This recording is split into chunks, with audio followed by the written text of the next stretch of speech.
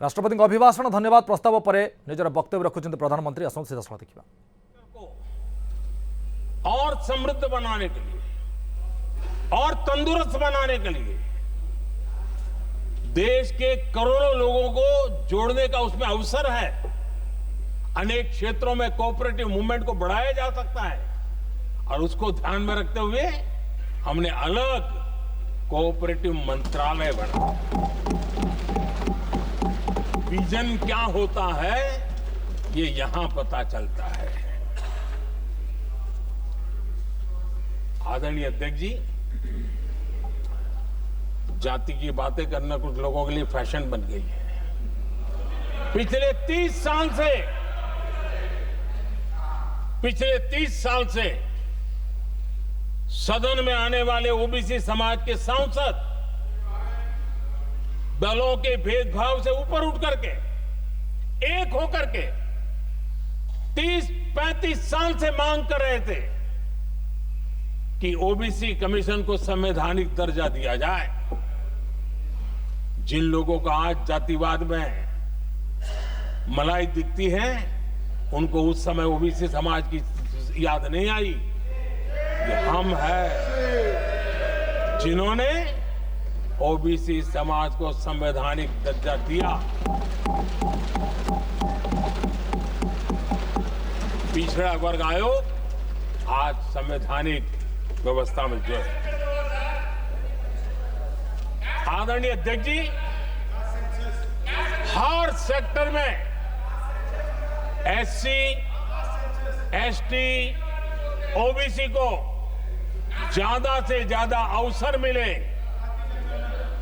उस दिशा में हमने बहुत मजबूती के साथ काम किया है। मैं आज इस सदन के माध्यम से देशवासियों को उनके सामने एक अहम सवाल रखना चाहता हूं। और अध्यक्ष महोदय, जरूर देशवासी मेरे इस सवाल पर चिंतन भी करेंगे और चौराहे पर चर्चा भी करेंगे। कोई मुझे बताएं, क्या एक ही समय में संसद में एससी वर्ग के एक ही परिवार के 3 सांसद कभी हुए हैं क्या? एससी वर्ग के एक ही परिवार के 3 सांसद कभी भी हुए क्या?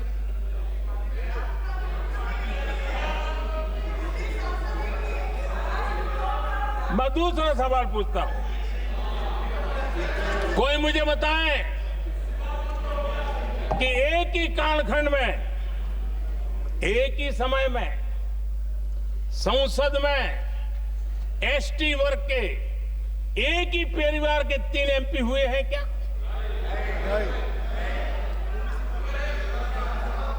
आदरणीय अध्यक्ष जी, कुछ लोगों की वाणी और व्यवहार में कितना फर्क होता है मेरे एक सवाल के जवाब में मिला।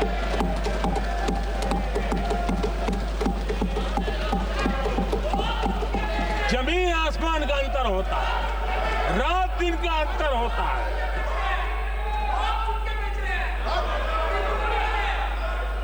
आदरणीय अध्यक्ष जी, हम एससी एसटी समाज को कैसे सशक्त कर रहे हैं?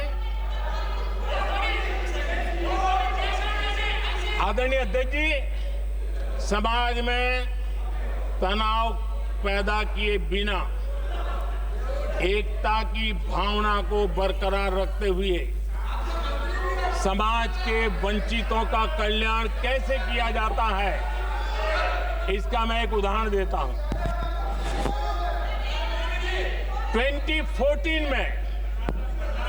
2014 में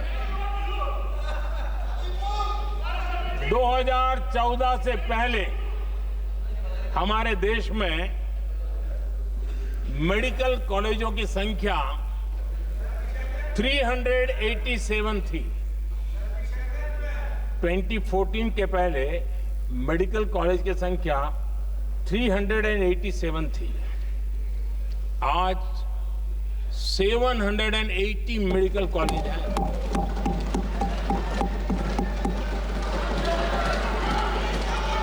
अब मेडिकल कॉलेज बड़े हैं तो सीटें भी बड़ी हैं। ये बहुत महत्वपूर्ण एंगल है आदरणीय अध्यक्ष जी। और इसलिए कॉलेजें बड़ी हैं, सीटें भी बड़ी हैं।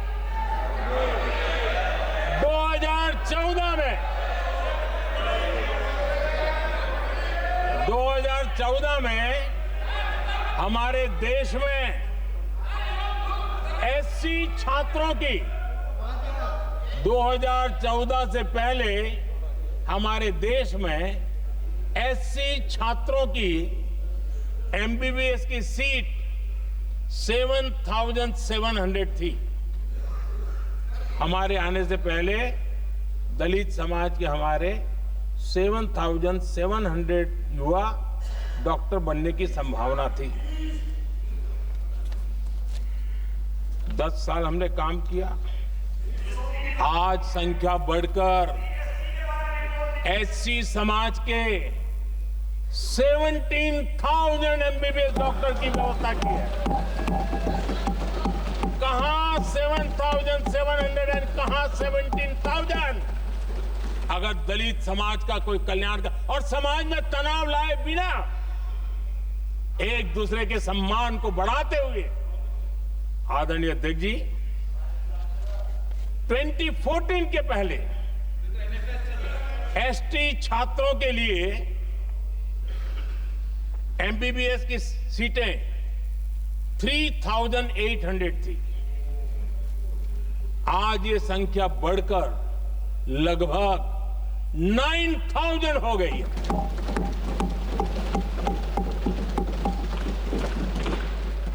ट्वेंटी 2014 के पहले ओबीसी के छात्रों के लिए एमबीबीएस में 14,000 से भी कम, 14,000 से भी कम सीटें थी। आज इनकी संख्या लगभग 32,000 हो गई है। ओबीसी समाज के 32,000 एमबीबीएस डॉक्टर बनेंगे। आदरणीय अध्यक्ष महोदय, पिछले 10 साल में हर सप्ताह एक नई यूनिवर्सिटी बनी है।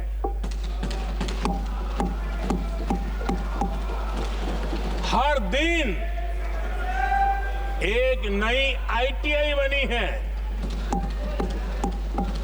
हर 2 दिन में एक नया कॉलेज खुला है। सोचिए, एससी, एसटी, ओबीसी हमारे युवा युवतियों के लिए कितनी वृद्धि हुई है, इसका आप अंदाज लगा सकते हैं। आदरणीय अध्यक्ष जी, हम हर योजना के पीछे लगे हैं 100% सिचुएशन, 100% उसको लागू करें। उसके जो भी लाभार्थी हैं वो उसमें छूट न जाए, उस दिशा में हम काम कर रहे हैं। पहले ताकि हम चाहते हैं कि जिसका हक है उसको मिलना चाहिए। अगर योजना है, उसका हक है, तो उस तक पहुंचना चाहिए। 1 रुपया और 15 पैसा वाला खेल नहीं चल सकता। लेकिन कुछ लोगों ने क्या किया, मॉडल ही ऐसा बनाया कि कुछ ही लोगों को दो, औरों को तड़पाओ और तुष्टीकरण की राजनीति करो। देश विकसित भारत बनाने के लिए तुष्टीकरण से मुक्ति पानी होगी। हमने रास्ता चुना है संतुष्टीकरण, पुष्टिकरण नहीं, संतुष्टीकरण। और उस रास्ते पर हम चले हैं।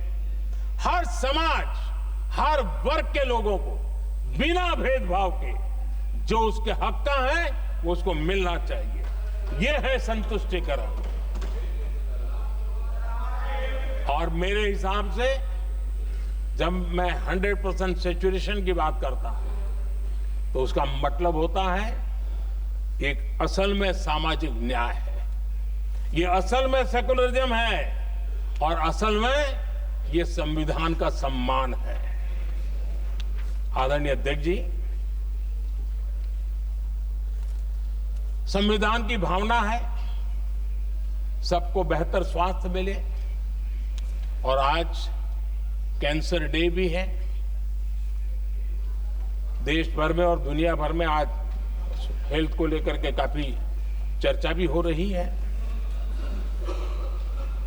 लेकिन कुछ लोग हैं जो गरीब को, बुजुर्गों को आरोग्य की सेवाएं देने मिले उसमें अड़ंगे डाल रहे हैं, और वो भी अपने राजनीतिक स्वार्थ के कारण। आज आयुष्मान से देश के 30,000 अस्पताल जुड़े हैं और अच्छे स्पेशलाइज्ड प्राइवेट अस्पताल जुड़े हैं, जहां आयुष्मान कार्ड वाले को मुफ्त इलाज मिलता है। लेकिन कुछ राजनीतिक दलों ने अपने संकुचित मानस के कारण, कुनीतियों के कारण गरीबों के लिए इन अस्पतालों के दरवाजे बंद करके रखे हुए हैं, और इसका नुकसान कैंसर के मरीजों को उठाना पड़ा है। पिछले दिनों पब्लिक हेल्थ जर्नल लैंसेट की स्टडी आई है, उसका कहना है कि आयुष्मान योजना से समय पर कैंसर का इलाज शुरू हो रहा है। सरकार कैंसर की जांच कराने के संबंध में बहुत ही गंभीर है, क्योंकि जितना जल्दी जांच हो, जितना जल्दी ट्रीटमेंट शुरू हो, हम कैंसर पेशेंट को बचा सकते हैं। और लैंसेट ने आयुष्मान योजना को क्रेडिट देते हुए कहा है कि भारत में इस दिशा में बहुत बड़ा काम हुआ है। आदरणीय अध्यक्ष जी, इस बजट में भी हमने कैंसर की दवाइयों को सस्ते करने की दिशा में बहुत बड़ा महत्वपूर्ण कदम उठाया। इतना ही नहीं, एक महत्वपूर्ण जो निर्णय लिया है वो आने वाले दिनों में, और जब आज कैंसर डे है तो मैं जरूर कहना चाहूंगा सभी माननीय सांसद इसका लाभ ले सकते हैं अपने इलाके के ऐसे मरीजों के लिए, और वो है मरीजों को, आप जानते हैं अस्पताल उतने नहीं होने के कारण भी काफी दिक्कत रहती है बाहर से आने वाले पेशेंट को। 200 डे केयर सेंटर बनाने का निर्णय इस बजट में किया गया है। ये डे केयर सेंटर पेशेंट को भी, उसके परिवार को भी बहुत बड़ी राहत देने वाला काम करेगा। आदरणीय अध्यक्ष महोदय जी,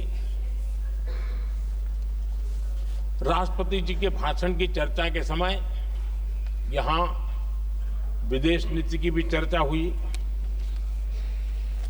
और कुछ लोगों को लगता है जब तक फॉरेन पॉलिसी नहीं बोलते तब तक वो मैच्योर नहीं लगते, इसलिए उनको लगता है फॉरेन पॉलिसी तो बोलना चाहिए फिर भले ही देश का नुकसान हो जाए। मैं ऐसे लोगों को जरा कहना चाहता हूं, अगर उन्हें सच में फॉरेन पॉलिसी सब्जेक्ट में रुचि है और फॉरेन पॉलिसी को समझना है और आगे जाकर के कुछ करना भी है, ये मैं शशि जी के लिए नहीं कह रहा हूं तो मैं ऐसे लोगों को कहूंगा एक किताब जरूर पढ़े। हो सकता है उनको बहुत फिर कहां क्या बोलना उतनी समझ हो जाएगी। वो किताब का नाम है JFK's forgotten crisis. JF Kennedy की बात है। JFK's फॉरगॉटन क्राइसिस नाम की किताब है। ये किताब एक प्रसिद्ध फॉरेन पॉलिसी स्कॉलर ने लिखी है और इसमें महत्वपूर्ण घटनाओं का जिक्र है। इस किताब में भारत के पहले प्रधानमंत्री और वो विदेश नीति को भी नेतृत्व करते थे।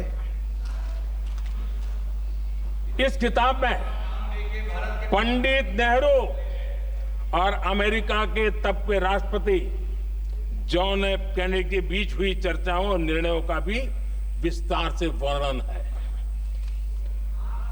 जब देश ढेर सारी चुनौतियों का सामना कर रहा था, तब विदेश नीति के नाम पर क्या खेल हो रहा था, उस किताब के माध्यम से सामने आ रहा है। और इसलिए मैं कहूंगा कि जरा ये किताब पढ़िए। आदरणीय अध्यक्ष जी, गोरा है, गोरा है, गोरा है, अब मत बोलो।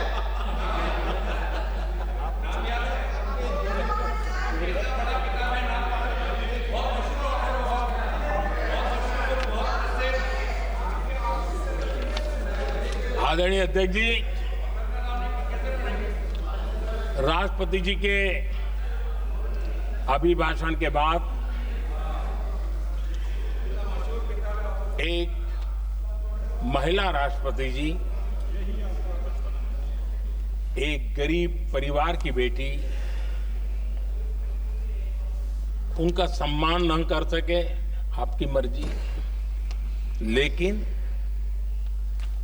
क्या क्या कहकर उनको अपमानित किया जा रहा है।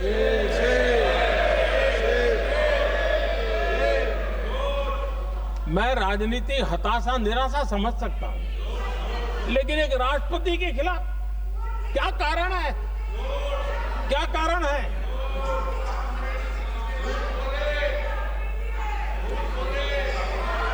आदरणीय अध्यक्ष जी, आज भारत इस प्रकार की विकृत मानसिकता को छोड़ करके, उस सोच को छोड़ करके, विमेन लेड डेवलपमेंट के मंत्र को लेकर के आगे बढ़ रहा है। अगर आधी आबादी उसको अगर पूरा अवसर मिले तो भारत 2 गुनी रफ्तार से आगे बढ़ सकता है, और ये मेरा विश्वास है। 25 साल से इस क्षेत्र में काम करने के बाद मेरा विश्वास और दृढ़ हुआ है। आदरणीय अध्यक्ष जी, पिछले 10 साल में सेल्फ हेल्प ग्रुप्स अब तक 10 करोड़ नई महिलाएं एसएचजी में जुड़ी है, और ये महिलाएं वंचित परिवारों से, ग्रामीण बैकग्राउंड से, समाज के अंतिम पायदान पर बैठी इन महिलाओं का सामर्थ्य बढ़ा, उनका सामाजिक स्तर भी ऊपर उठा, और सरकार ने इनकी मदद 20 लाख रुपए तक बढ़ा दी है, ताकि वो इस काम को आगे बढ़ा सके। उनकी कार्यक्षमता बढ़े, उसका स्केल बढ़े, उस दिशा में हम प्रयास कर रहे हैं, और उसका आज ग्रामीण अर्थव्यवस्था पर बहुत ही सकारात्मक प्रभाव हो रहा है। आदरणीय अध्यक्ष जी, राष्ट्रपति जी ने अपने अभिभाषण में लखपति दीदी अभियान की चर्चा की है। हमारी नई सरकार तीसरी बार बनने के बाद अब तक जो जानकारियां रजिस्टर हुई है, उस हिसाब से 50 लाख से ज्यादा लखपति दीदी की जानकारी हम तक पहुंची है। और जब से मैंने इस योजना को आगे बढ़ाया है, अब तक करीब करीब 1.25 करोड़ महिलाएं लखपति दीदी बनी हैं, और हमारा लक्ष्य है कि हम 3 करोड़ महिलाओं को लखपति दीदी बनाएंगे, और इसके लिए आर्थिक कार्यक्रमों का बल दिया जाएगा। आदरणीय अध्यक्ष जी, आज देश के अनेक गांवों में ड्रोन दीदी की चर्चा हो रही है। एक मनोवैज्ञानिक परिवर्तन गांवों में आया है। महिला के हाथ में ड्रोन चलाते हुए देख के गांव के लोगों का महिला के प्रति देखने का नजरिया बदल रहा है। और आज नमो ड्रोन दीदी खेतों में काम कर करके लाखों रुपया कमाने लगी हैं।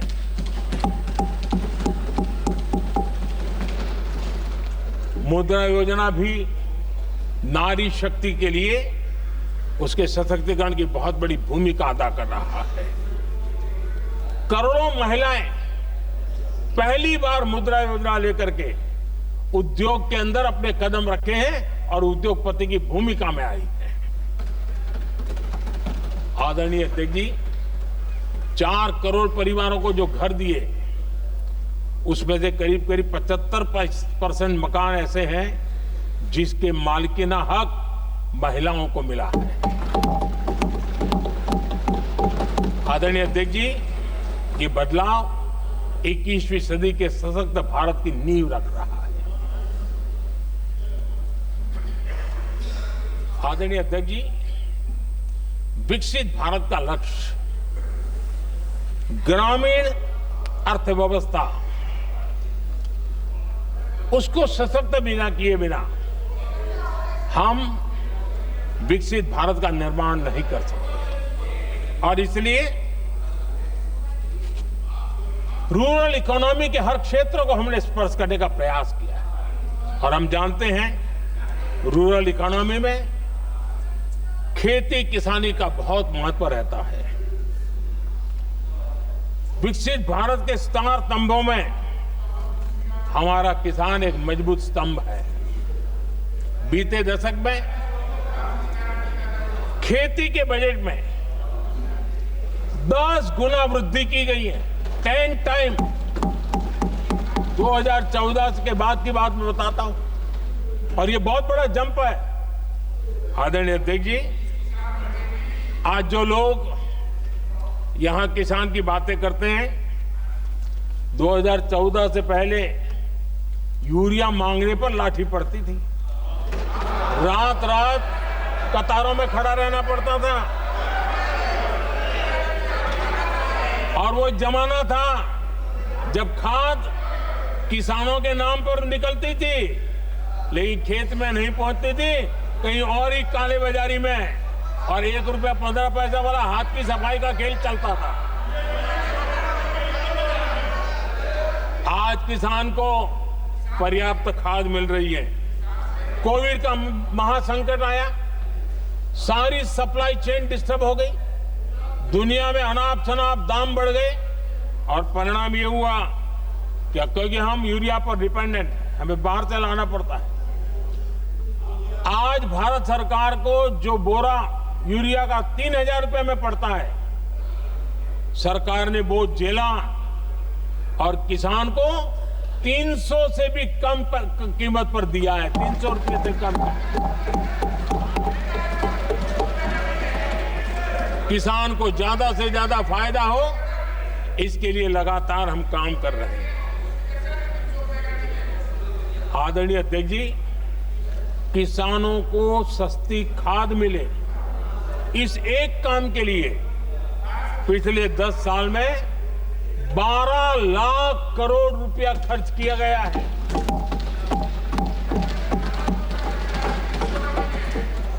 पीएम किसान सम्मान निधि, उसे करीब 3.5 लाख करोड़ रुपए डायरेक्ट किसान के खाते में पहुंचे हैं। हमने रिकॉर्ड एमएसपी भी बढ़ाया और पहले की तुलना में बीते दशक में 3 गुना अधिक हमने खरीदी की है।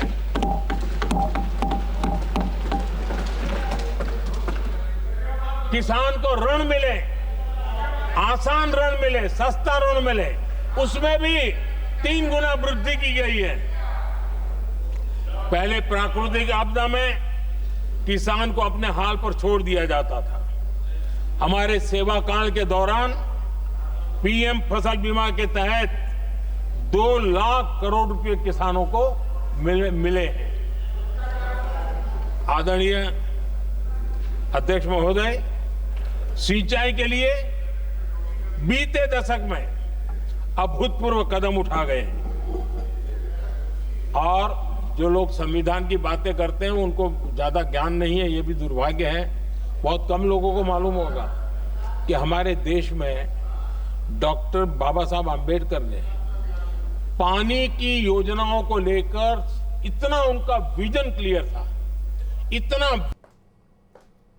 आपण देखुले राष्ट्रपति अभिभाषण पर प्रधानमंत्री का धन्यवाद प्रस्ताव।